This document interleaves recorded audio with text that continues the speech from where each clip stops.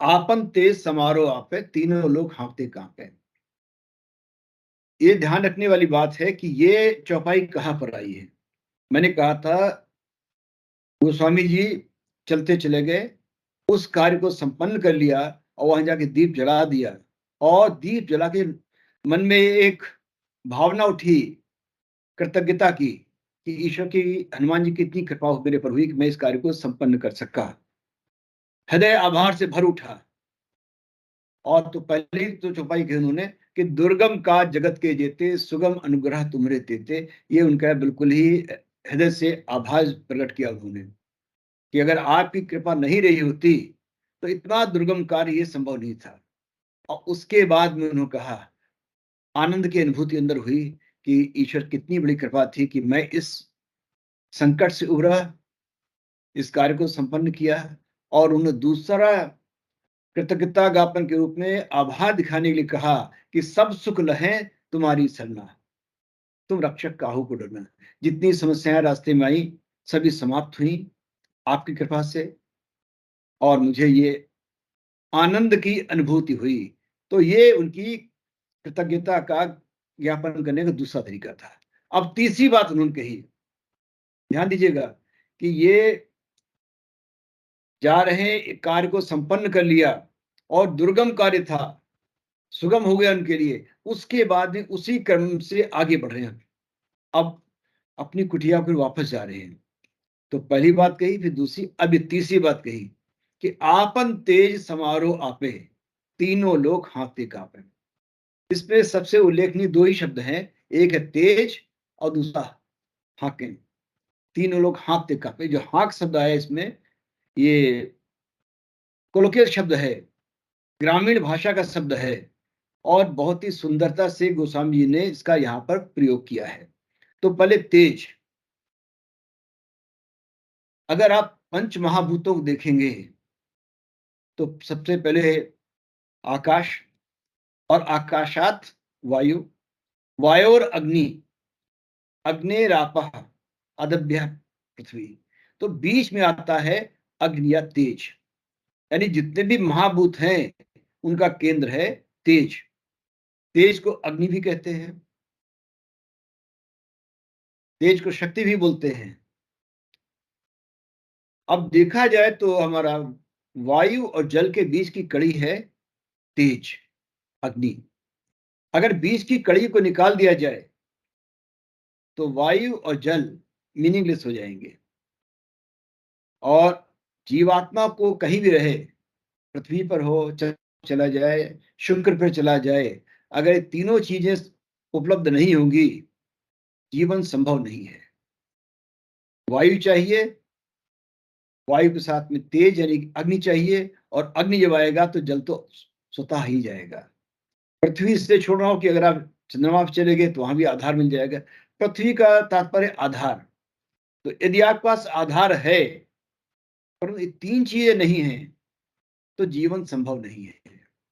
अब इन तीन में जो केंद्र बिंदु है वो है तेज, अग्नि। और इसीलिए जब वेद प्रारंभ किए गए पहला शब्द आया अग्नि, अग्निमीडे पुरोहितम, कि हमें सबसे पहले अग्नि की प्रशंसा करनी चाहिए, अग्नि की उपासना करनी चाहिए। बिना अग्नि के जीवन निरर्थक हो जाएगा। हनुमान जी उसी अग्नि के, उसी तेज के प्रतीक हैं। और इसलिए जब जब बार बार बात आती है उनकी तेज की बात आती है, एक तो व्यक्ति वो है जो तेजवान है, उसका कुछ उसका अंश आया हुआ है, लेकिन जो स्वयं ही पवन पुत्र है, अग्नि साक्षात हैं, तो उनका तेज देखना, समझना एक असंभव सा कार्य है। अग्नि को आप कैसे अग्नि ही समझेंगे? छोटी मोटी चीज होगी सिर्फ उपमा देगी इसके समान है। जैसे कोई चीज दमक रही है तो आप कहें सूर्य के समान ही दमक रहा है, अन्यथा सभी चीज चमकती हैं। चंद्रमा चमक रहा है, तारे चमक रहे हैं, अकेला सूर्य जो दमक रहा है। और सूर्य के दमकने को अगर आप जानना चाहें तो सूर्य से ही समझना पड़ेगा। इसलिए जब हनुमान जी की तेज की बात आएगी, अब उसकी उपमा कहां से दी जाए? बड़ा असंभव सा कार्य लगता है। गोस्वामी जी जब सीता जी के लिए वर्णन कर रहे थे उनकी सुंदरता का, तो अंतिम में ही कहा, जिसने स्वयं सभी सुंदरता की रचना की हो, उसकी सुंदरता की उपमा मैं किससे दूं? जो और जितनी उपमाएं हैं मेरे दिमाग में आ रहे हैं, वो सभी पहले वर्णित हो चुकी हैं। सब उपमा कवि रहे जुठारी, कही पटतरों विदेह कुमारी। तो उसी प्रकार से यहाँ पर गोस्वामी सोच रहे हैं कि हनुमान जी के तेज, उनकी शक्ति, उनका अग्नि तत्व, इसको मैं कहां से बताऊं? किस प्रकार से इसको बताया जाए कि कौन है जो उस तेज की समता कर सकता है? क्या कोई है? और देखते हैं कोई उसकी उपमा के समान नहीं है। तो उसलिए उन्होंने क्या कहा, आपन तेज समारो आप है। जो आपका बल है, जो आपकी शक्ति है, इसको केवल आप ही संभाल सकते हैं, आप ही जान सकते हैं। दूसरा कोई है ही नहीं जिसके देखते हुए मैं इसका आगे वर्णन करूं। और इसका कारण एक और भी है कि जब किसी को कोई समस्या आती है, सब कहते हैं हे प्रभु रक्षा करो। लेकिन हनुमान जी क्या है कि जब राम जी को भी किसी की अवस्था पड़ती है, तो वो हनुमान जी की तरफ देखते हैं। हनुमान जी के जितने वर्णन आते हैं, उसमें सबसे प्रिय उनका नाम है रामदूत। क्यों? राम जी के कार्य करने के लिए वो तैयार हैं। और केवल यही नहीं, अगर आप हनुमान चालीसा को ही देखें, तो आप देखिए इसमें राम के कार्य के बारे में कितनी बातें उनकी आई हुई हैं। अच्छा, एक करके लगाइएगा आशीष। तो पहला तो रामदूत है ही है, और इसीलिए मैंने एक बार और भी कहा था कि जिस मंत्र में रामदूत या इस रामदूत का आभास नहीं है, वो मंत्र कभी बढ़िया काम नहीं करता, हनुमान जी को पसंद ही नहीं है। तो जैसे रामदूत अतुलित बलधामा, अब यहां पर क्या बात की, राम के दूत तो है ही है, अतुलित बलधामा, आपके तेज की कोई तुलना नहीं की जाती, अतुलित है। शब्द बल आया, लेकिन यहाँ पे तात्पर्य इसका तेज से ही है। क्योंकि अंजनी पुत्र पवन सुत नामा, कि पवन के पुत्र हैं, एंड अग्नेरा, वायु और अग्नि, पवन पुत्र अग्नि है। तो इसलिए आपका बल, आपका तेज अतुलित है, इसकी तुलना नहीं की जा सकती। विशेषता क्या दूसरी है कि राम काज करिबे को आतुर, केवल एक ही हृदय में आतुरता है, और वो आतुरता है राम का कार्य करने के लिए। तो पूरा संसार देखता है राम की ओर कि राम जी मेरे काम कराइए, आप मेरी समस्या आगे इसमें आप कृपा करें, वरदान दें, ये कार्य हो जाए। लेकिन राम का जो कार्य है उसको करने के लिए जो आतुर है, वो है हनुमान जी। तो जो सभी बलों का जनक है, सभी प्रकार के समाधानों का जनक है, जो आदमी उसके कार्य करने में तत्पर हो, तो उसका बल, उसका तेज कितना महान, कितना बड़ा होगा, ये सोचा नहीं जा सकता। भीम रूप धरि असुर संहारे, रामचंद्र के काज संवारे। अगेन, तो राम को भी अपने कार्य के बारे में, राम का काम भी बढ़िया कौन कर संवारे, केवल किया ही नहीं, अच्छी तरीके से संवारे में इसकी बहुत बढ़िया तरीके से किया जाए। एक तो आपने काम को डिस्पोजल कर दिया किसी तरीके से, एक ये है कि उस कार्य को आपने बहुत अच्छे तरीके से, सुंदरता के साथ, निपुणता के साथ आपने उसको निपटाया। तो रामचंद्र के काज संवारे, किए ही नहीं, बहुत संपादित किया। अब यहाँ पे वो बात आ रही है कि राम का भी एक ऐसा कार्य आ पड़ा, जब राम ने भी कहा दुनिया निरर्थक है, कुछ नहीं हो सकता है, अब सब कुछ समाप्त होने को जा रहा है। इसका विवरण यूं तो रामचरितमानस में भी है, हनुमान चालीसा में भी इसका जिक्र आ रहा है, जो भी इन्होंने लगाया है। लेकिन सबसे बढ़िया उदाहरण आता है गीतावली में। बहुत ही सुंदर दो पद हैं गीतावली के, और उससे आप समझेंगे कि आपन तेज समारोह आपे का तात्पर्य क्या है।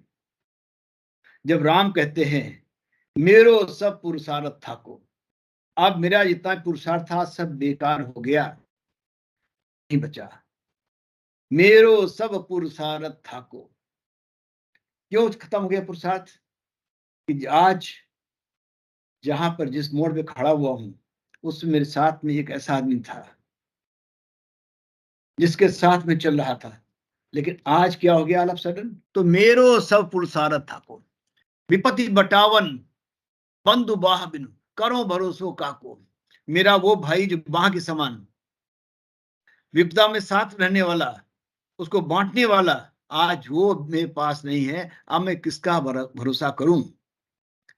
और बीच कुछ लाइन छोड़ दिया जाए तो आगे देखिए, जैसे लास्ट में लाइन है, अब वो क्या कहते, राम क्या देखते हैं, बिल्कुल ही हताश हो गए। अभी बात चली थी मनोबल की, कि मनोबल टूटता है तो आदमी कैसा अनुभव करता है। यहाँ पर उनका भी मनोबल टूट गया राम का, और राम क्या कहते हैं, गिरी कानन जय हैं माँ शाखा मृग, यानी जितने भी बंदर और भालू हैं ये पहाड़ों पर गुफा में चले जाएंगे, मैं पुनि अनुज संघाती, और मैं तो भाई चला गया, मैं भाई के साथ मैं भी चला जाऊंगा। लेकिन इतना भयंकर अवसाद, उसमें भी उनको एक बात है, लेकिन मुझे एक दुख है इसमें। वो दुख क्या है, कि मैंने किसी को एक आश्वासन दिया था, अगर मैं अभी भाई के साथ शरीर छोड़ दूंगा, वो मेरा आश्वासन अधूरा रह जाएगा।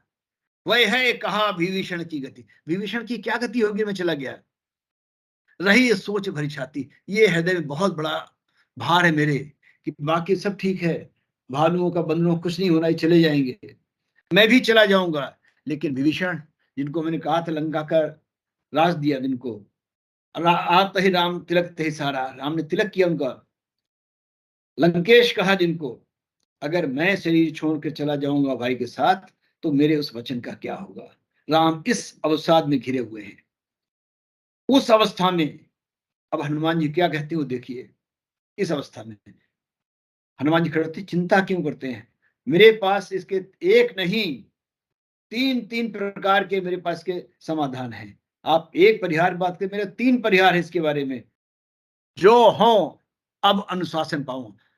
हाँ मैंने तो अपने लिए, अगर आप मुझे आज्ञा दें तो चंद्रमा ही निचोरी चैल ज्यों, जैसे गीले कपड़े को आप यूं निचोड़ते हैं, तो मैं चंद्रमा को निचोड़ करके आन सुधा सिरनामों, तो ये कहा जाता है कि चंद्रमा में अमृत है, तो मैं उस चंद्रमा को ही पकड़ के और यूं निचोड़ दूंगा, और उसका अमृत तो निकाल के लक्ष्मण के मुंह में डाल दूंगा। समस्या क्या है, तो पहला समाधान। दूसरा, कई पाताल दलों ब्यालावली, अन्यथा मैं पाताल में जाकर के और जो नागों का समूह है उनको हटा के मार के अमृत अमृत कुंड महिलाओं, पृथ्वी पर अमृत का कुंड ही ले आऊंगा, और लक्ष्मण जी जीवित हो जाएंगे।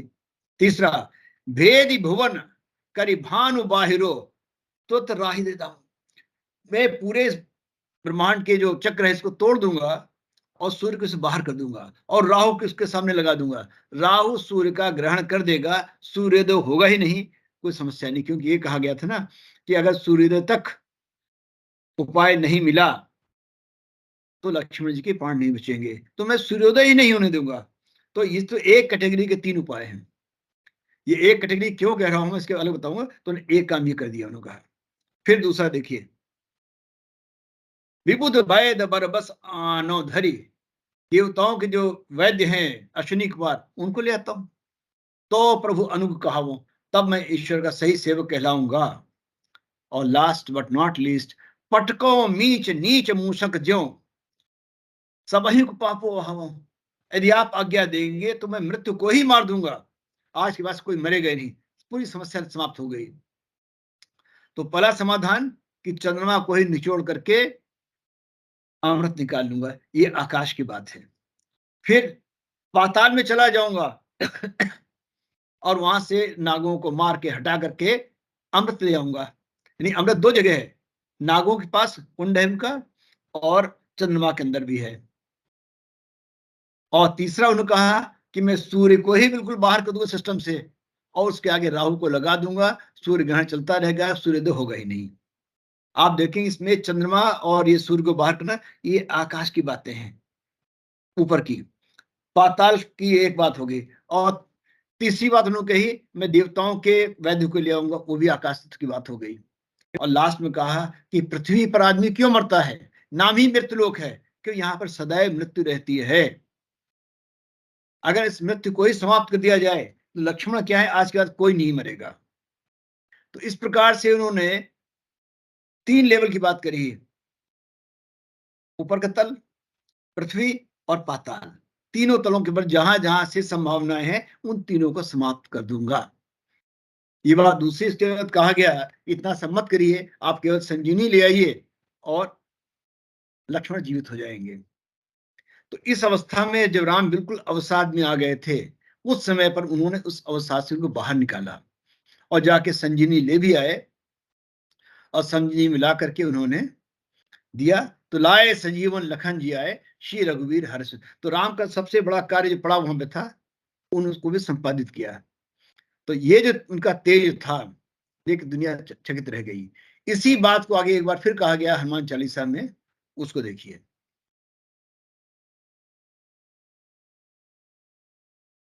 तो लाइन आती, सब पर राम तपस्वी राजा, तिनके काज सकल तुम साजा। उनके जो भी काम है आप ही अच्छी तरीके से साजा, अच्छी प्रकार से आप ही निष्पादित कर पाते हैं।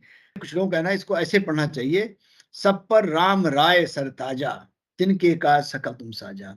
अभी इसकी चर्चा नहीं करूंगा, ये अपने क्रम में आएगी तब लूंगा, लेकिन अभी इसका रेफरेंस इसलिए आ गया क्योंकि बात आ रही है कि जो सभी तेज का भी प्रदान करने वाला है, तेज का जनक है, उसके भी जो कार्य हैं उसको आप संपादित करते हैं। इसलिए आपका जो तेज है उसका वर्णन मुश्किल है।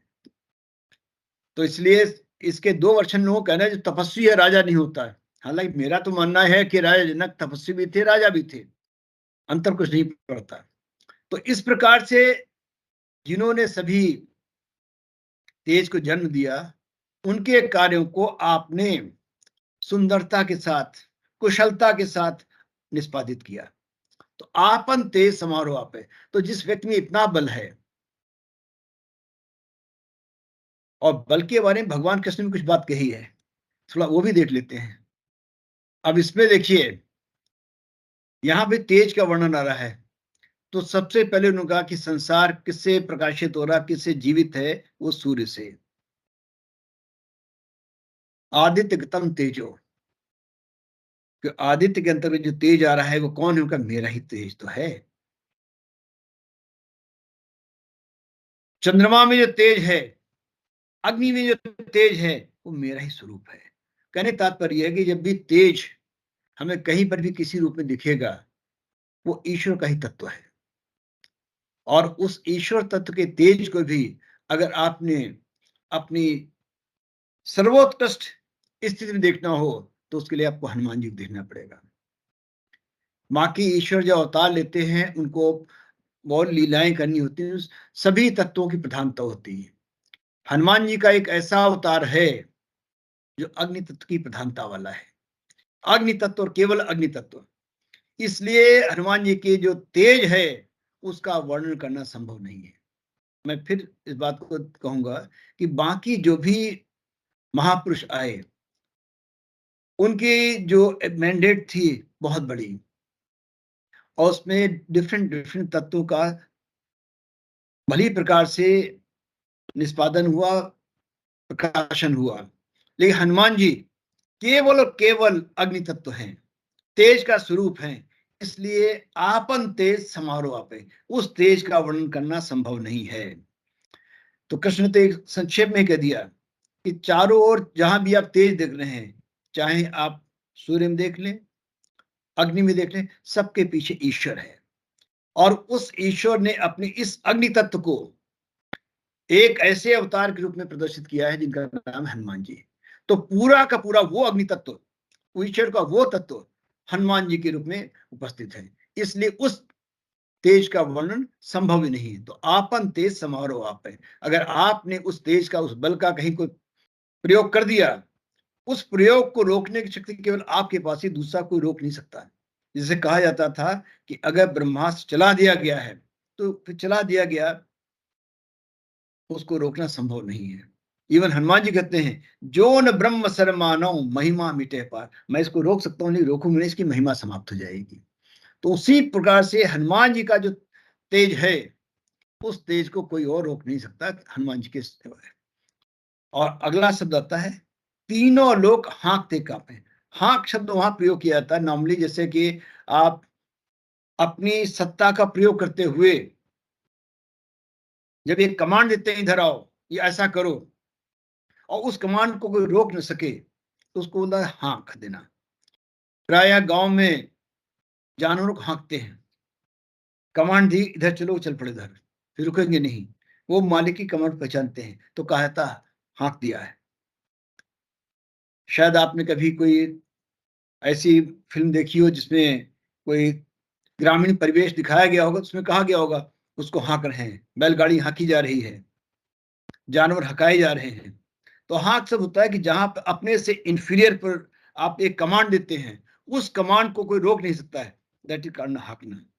और इसका बड़ा सुंदर प्रयोग गोस्वामी जी ने 2 या 3 बार रामचरितमानस में किया है, वो देखिए। और फिर मैं आता हूं वापस इसी पे कि तीनों लोग हाँकते हैं, यानी आपकी जो हाँक है वो तीनों लोगों में गूंज जाती है, इसको रोकने वाला नहीं है, कांप जाते लोग, तीनों लोग हाँकते कांपे। अभी दिखाया था आपको कि आकाश, पृथ्वी और पाताल, तीनों को उन्होंने बता दिया कहां पर बताइए क्या करना, मैं कर डालता हूं। ये जो उनकी हाँक थी, जो कमांड थी, तीनों लोग कांप गए कि ये चाहेंगे तो सूर्य को सिस्टम बाहर कर देंगे, बहुत आसान के लिए, कि बाल समय भक्ष लियो, जो उसको निगल सकते हैं। युग सहस्त्र योजन पर भानु, लीले होता है मधुर फल जानू। जो सूर्य को निगल सकता है वो सूर्य सिस्टम बाहर भी कर सकता है, या सूर्य के सामने राहु को लगा सकता है। दूसरा का चंद्रमा को निचोड़ देता हूं मैं, मृत्यु को ही मार देता हूं, या पाताल में जाकर के नागों से अमृत ले आता हूं। तो 3 लोग हुए, अंतरिक्ष में, पृथ्वी पर और पाताल में, तीनों जगहों पर मेरी कमांड है, आप जो कही कोई रोकने वाला नहीं है। तीनों लोग हाँकते हैं। जब एक बार हनुमान जी ने कोई अहंकार भर्ती काम करना है, उसको रोकने वाला कोई नहीं है। हाँकने के बारे में 2 और अच्छे प्रयोग किए हैं गोस्वामी जी ने। अब ये परशुराम कर रहे हैं, तुम तो काल हाँक जनु लावा। लक्ष्मण से कह रहे तुमने इतने अपशब्द बोल दिए मेरे लिए हैं कि ऐसा लगता है जैसे कि तुम काल जो किसी के अपनी हिसाब से चलता है, तुम उसको भी हाँक के ले आओ। यानी मेरे पास कोई चॉइस नहीं छोड़ रहे हो कि मैं तुम्हें मारूं, उसके अलावा कोई छोड़ी नहीं आपने, आप काल को हाँक के ले आए हो। यानी काल को भी आप ऐसी स्थिति क्रिएट कर दी है, ऐसी कमांड दे दी है कि काल भी रुक नहीं सकता है, काल उठ करके आ गया है और मुझे तुमको मारना ही पड़ेगा। तो यहां पर दिखाया गया कि ऐसी कमांड जिसको डिसोबे करना संभव न हो, वहां बोले हाँक दिया गया है। हनुमान अंगद रन गाजे, राम ने हनुमान और अंगद को विशेष आदेश दिया, ये काम आप करके लाना है। हाँ का सुनत रजनीचर गाजे, और जिस प्रकार से आते हैं हुंकार भरी दोनों ने एक साथ, तो उसके बाद में जितने राक्षस भाग खड़े हुए, युद्ध करने का सामर्थ्य नहीं रहा। तो कहने का तात्पर्य, जब इस प्रकार की कमांड दी जाए, और नॉर्मली ऐसी कमांड इनफीरियर लोगों दी थी, रजनीचर, ये कमांड रावण को नहीं दी गई, कुंभकर्ण को नहीं दी गई, साधारण राक्षसों को, वो सबसे भाग खड़े हुए। तो यहां पे दिखाया गया कि हनुमान जी जब हुंकार भरते हैं तो सबके सब जितने जीव हैं अपने को तुच्छ अनुभव करने लगते हैं और कांपने लगते हैं। तो टोटल बनेगा कि आपन तेज समारोह आपे, आपका जो बल है, जो आपका आभा है, उसकी तुलना नहीं किसी से है। और जब कभी भी आपने बल का प्रयोग कर दिया, उसको रोकना संभव नहीं है। इसका एक वर्णन और आता है बड़ा सुंदर सा, रामचरितमानस में युद्ध कांड में लिखा जाता है, रामचरित लंका कांड, लेकिन वाल्मीकि में कहा गया है युद्ध कांड, तो मैं भी उसको युद्ध कांड ही कहता हूं। कि रावण और हनुमान आमना सामना हो गया, और यह तय पाया गया कि एक एक प्रयोग करते हैं दोनों एक दूसरे पर। हनुमान जी ने कहा भाई पहले तुम ही कर लो, एक एक मुक्का वाली बात है तो तुम ही मार लो। रावण ने कहा क्यों? तो हनुमान जी का, भाई तुम प्रयोग करो और मैं उत्तर बाद में देता हूं, अगर मैंने प्रयोग कर लिया तो शायद उत्तर देने का मौका ना आए मुझे। तो आता है कि रावण ने पूरी शक्ति से, पूरी सामर्थ्य के साथ हनुमान जी प्रयोग मुक्का मारा, और उसमें आता है जान उठे कभी रहा नहीं गिरा, हनुमान केवल घुटना टेक दिया जमीन पे और हिले नहीं वहां से। लेकिन जब हनुमान जी ने मुक्का मारा, रावण मूर्छित हो गया, और मूर्छित होने के बाद में पूरे युद्ध में पहला अवसर था जब उसको होश आया, तो हनुमान जी की प्रशंसा करने लगा, भूरी भूरी प्रशंसा की कि ऐसा अवसर पहली बार मेरे जीवन में आया कि मेरे मुक्का मारने से आदमी ने केवल एक घुटना लगा दिया, टेक दिया और गिरा नहीं, और उसने मुक्का मारा, मैं बेहोश हो गया। तुम्हारे बल जो है अद्भुत है, प्रशंसा करने योग्य है। मैं शत्रु होते हुए तुम्हारे बल की प्रशंसा करता हूं। तो इसीलिए गोस्वामी जी ने कहा कि आपन ते समारो आपे, कुछ संभालने वाला है नहीं, तीनों लोग हाँकते काम में। जब आपने कभी हुंकार भर दी, आपने हाथ दे दी, आपने कमांड दे दी, फिर तीनों लोगों के रोकी नहीं जाएगी, वो तो होगी ही होगी।